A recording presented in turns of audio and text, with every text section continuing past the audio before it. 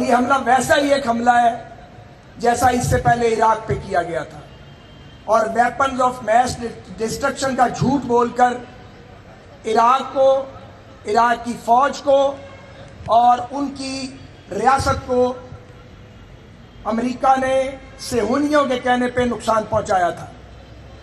بدقسمتی یہ ہے کہ امریکن اسٹیبلشمنٹ اور امریکہ کے حکمران صہیونیوں کے غلام بنے ہوئے ہیں، ان کی کٹھ پتلیوں کی طرح ناچ رہے ہیں۔ ہمیں امریکی عوام سے کوئی شکایت نہیں ہے، کیونکہ جب غزہ پر حملہ ہوا تو یورپ کی عوام، امریکہ کے لوگ، پوری دنیا کے لوگ بلا تفریق کے مذہب، انہوں نے غزہ کے مظلوموں کے لیے آواز بلند کی اور لاکھوں کی تعداد میں ریلیاں اور ہزاروں کی تعداد میں نکلی۔ لیکن بدقسمتی سے دنیا کی موجودہ جو سپر پاور ہے زمین پر اس وقت، جو اپنے آپ کو سپر پاور کلیم کرتے ہیں، اس کی لگامیں، اس کی راسیں صہیونی شیطانوں کے ہاتھ میں ہے۔ یہ ایک شیطانی اتحاد ہے جس میں امریکی حکمران، صہیونی اور اس کے بعد انڈیا شامل ہے، اور ان کا صرف ایک مقصد ہے، دنیا کو ڈی سٹیبلائز کر کے رکھنا اور کمزور ملکوں پر اپنی دھوس اور دھاندلی جمانا۔ یہ پہلا واقعہ نہیں ہے۔ وینزویلا کے صدر کو جس طرح اٹھایا گیا، وہ ایک شرمناک حرکت کی ڈونلڈ ٹرمپ نے۔ ڈونلڈ ٹرمپ صہیونیوں کا اعلی کار بن چکا ہے۔ وہ اس قابل نہیں ہے کہ اس کو امریکہ کے صدر منتخب کیا جاتا۔ مجھے یہ یقین ہو گیا ہے کہ امریکہ کو اگر کوئی لے کے ڈوبے گا تو وہ ڈونلڈ ٹرمپ ہے۔ اس نے کینیڈا کو، لیٹن امریکہ کو، یورپ کو، مسلم ورلڈ کو امریکہ سے دور کر کے سامنے کھڑا کر دیے، صرف صہیونی شیطانوں کے لیے۔ ان کا ایک شیطانی گٹھ جوڑ ہے۔ پاکستان کا ہر فرد، ہر سیاسی جماعت، ہر مکتبہ فکر، ہر ادارہ، حکومت، اپوزیشن بلا تفریق ایران پر امریکی اور اسرائیلی حملے کی شدید ترین الفاظ میں مذمت کرتی ہے۔ اس کا کوئی جواز نہیں تھا۔ ہزاروں ہمارے ایرانی بہن بھائیوں اور بچوں کو، معصوم لوگوں کو انہوں نے اپنے بامز اور میزائلز کا نشانہ بنایا ہے، اس لیے کہ ایران مزاحمت کرتا ہے، اس لیے کہ ایرانیوں کی مزاحمت باقی سارے عالم اسلام سے زیادہ ہے۔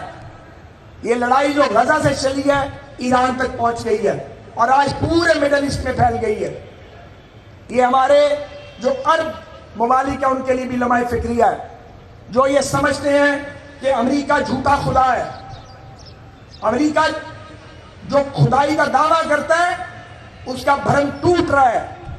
وہ تو حماس کو زیر نہیں کر سکے، ایران کو کیسے زیر کریں گے؟ جہاں ایک قوم ہے، ایک نظریہ ہے، ایک عقیدہ ہے، ایک فوج ہے۔ ایرانیوں نے بہت سے زلزلے برداشت کیے ہیں، پوری پارلیمنٹ ان کی بم سے اڑا دی گئی تھی۔ انہوں نے حالت جنگ میں وہ الیکشن کروایا اور نئی قیادت منتخب کی۔ ہمیں یقین ہے کہ اللہ کی مدد ایران کے بھائیوں اور بہنوں پر اترے گی اور طاغوت کو اور عالم کفر کو شکست ہوگی انشاءاللہ تعالی۔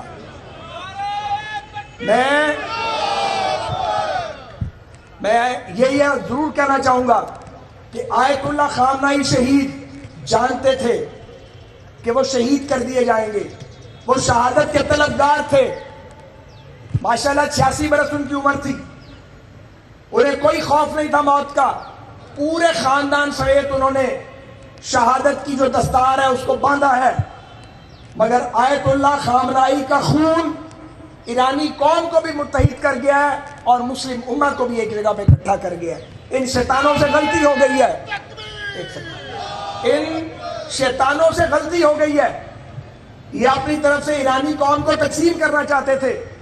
رضا شاہ پہلوی کا وہ جو ٹاؤٹ بیٹا ہی یہودیوں کا، وہ دانت تیز کر کے بیٹھا ہوا ہے۔ یہ سازش کر رہے تھے، سازش ابھی چلے گی۔ سازش کی جو تپش ہے وہ پاکستان تک بھی پہنچے گی۔ اس لیے میں اس موقع پہ یہ کہوں گا پاکستان کی حکومت کو، اپوزیشن کو، اداروں کو، جماعتوں کو کہ اپنے اختلافات کو بات چیت کے ذریعے حل کریں، قوم کے اندر وحدت پیدا کریں۔ پاکستان واحد اسلامی ملک ہے جو نیوکلیئر اسٹیٹ ہے، ہائپر سونک میزائل ہے آپ کے پاس۔ ایران کا بھی یہی قصور تھا کہ ان کے پاس ایک اچھی فائٹنگ فورس ہے اور ان کے پاس اپنی ڈرون اور میزائل ٹیکنالوجی ہے، کسی طاقتور اسلامی ملک کو یہاں برداشت نہیں کیا جائے گا۔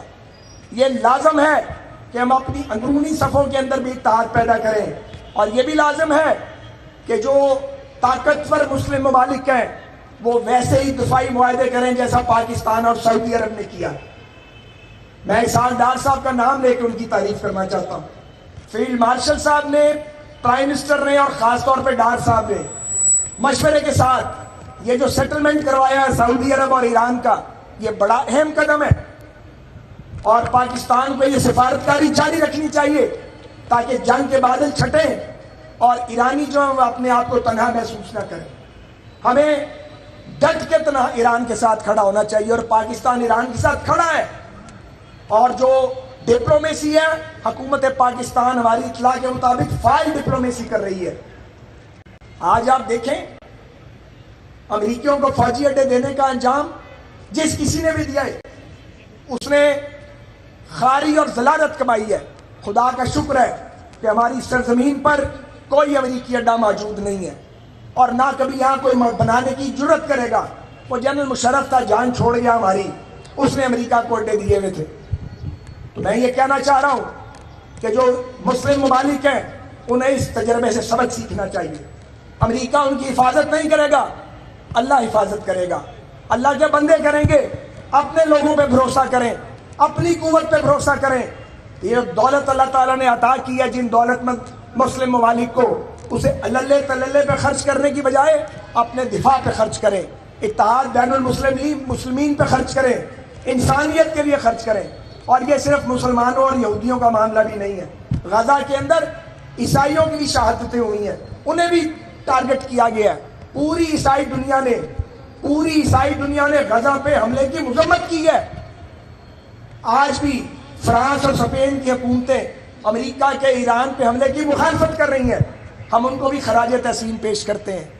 بلا تفریق مذہب جو انسانیت کے ساتھ کھڑا ہوگا، جو غنڈہ گردی، ریاستی جارحیت اور یہ جو ایک جبر کے ذریعے کمزور قوموں پہ قبضہ کرنے کی جو سوچ ہے، اس طاغوت کا مقابلہ کرے گا، ہم اس کو سلام پیش کرتے ہیں۔ آج یہ جو سوچ ہے ڈونلڈ ٹرمپ کی، وہ یہ سمجھتا ہے کہ وہ ٹیرف لگا کے اور جو ٹیرف سے نہیں مانتا اسے بم مار کے وہ کنٹرول کر لے گا، اسے شکست ہوگی انشاءاللہ تعالیٰ۔ یہ جھوٹے خدا ہے، اصل طاقت اللہ تعالیٰ کے پاس ہے، اور اللہ تعالیٰ وہ ہے جو اپنے کعبہ کو جب بچانا چاہتا ہے اور فیصلہ کرتا ہے، پھر وہ ابرہا کے ہاتھیوں کو ابابیلوں سے ان کو بھوج کا ڈھیر بنا دیتا ہے۔ ہم انشاءاللہ تعالیٰ اپنی آنکھوں سے یہ منظر دیکھیں گے کہ یہ جو امریکی استعمار ہے اور جو صہیونی شکاریت ہے، یہ تباہ و برباد ہو کے رہ جائے گی۔ میں پھر کہتا ہوں، امریکی عوام سے ہمیں کوئی گلہ نہیں ہے، انہوں نے تو غزہ کے اوپر بھی کھڑے ہو کے بات کی ہے۔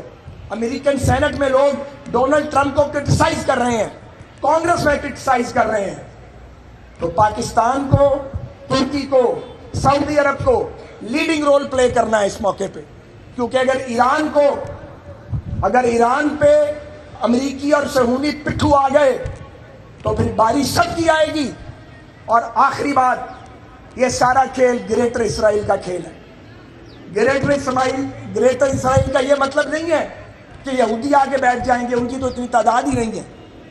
گریٹر اسرائیل کا مطلب یہ ہے کہ عالم اسلام پر اور جہاں جہاں دنیا میں وسائل موجود ہیں وہاں امریکہ اور صہیونیت کے پٹھوں کی حکومتیں قائم کی جائیں۔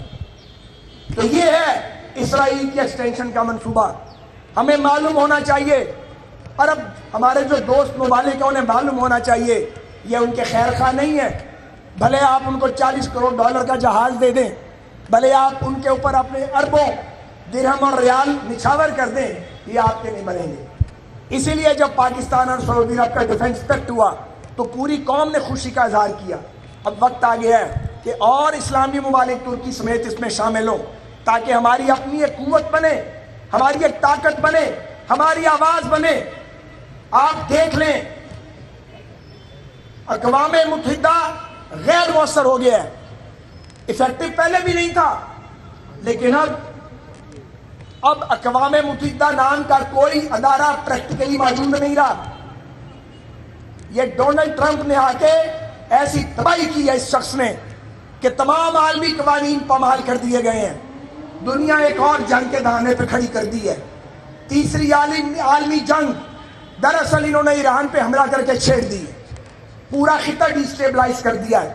پوری دنیا میں مہنگائی ہو رہی ہے, انرجی کا بحران پیدا ہونے جا رہا ہے, صرف صہیونی شیطانوں کو مطمئن کرنے کے لیے. تو ہم امریکی قوم سے بھی یہ مطالبہ کرتے ہیں, یورپ سے بھی مطالبہ کرتے ہیں کہ وہ اپنے ضمیر کی آواز سنیں. عالمی ضمیر, عالم اسلام اور عالمی ضمیر اس غنڈہ گردی کو, اس ریاستی دہشت گردی کو روکے. میں ایک بار پھر آخر میں اس بات کا اعادہ کرتا ہوں کہ 24 کروڑ پاکستانی بلا تفریق مذہب, نسل, رنگ, نظریہ, جماعت, ہم سب کے سب اپنے ایرانی بھائیوں کے ساتھ ہیں. ہم تا دم آخر ان کے ساتھ سٹینڈ کریں گے. وہ مظلوم ہیں, امریکہ اور اسرائیل جارح ہے, ظالم ہے اور غاصب ہے. ان غاصبوں, ان جارحوں اور ان ریاستی دہشت گردی کرنے والے وار کرمنلز کے خلاف